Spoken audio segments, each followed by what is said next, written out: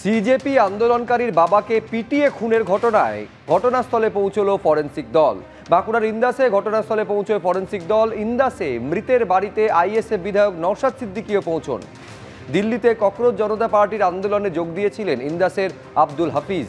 13ই August Abdul হাফিজ ও তার বাবাকে বেধড়ক মারধর করা হয় বলে অভিযোগ।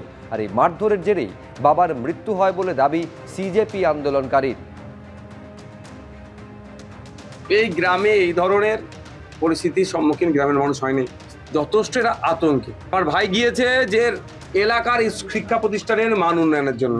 পশ্চিমবাংলা সরকার এবারে বাজেটে স্কুল এডুকেশনে একটা কথা উল্লেখ করেছে, PM3, অর্থাৎ স্কুলের আপলিফমেন্ট ডেভেলপমেন্ট করার জন্য একটা প্রজেক্ট নিয়ে আসছে, যেটা সেন্ট্রাল গভর্নমেন্ট ফান্ড দেবে।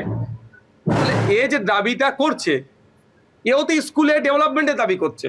পশ্চিমবাংলা সরকার বাজেটে দাবি করছে স্কুলের পরিকাঠামো উন্নয়ন করব, স্কুল শিক্ষা ব্যবস্থার উন্নয়ন হবে।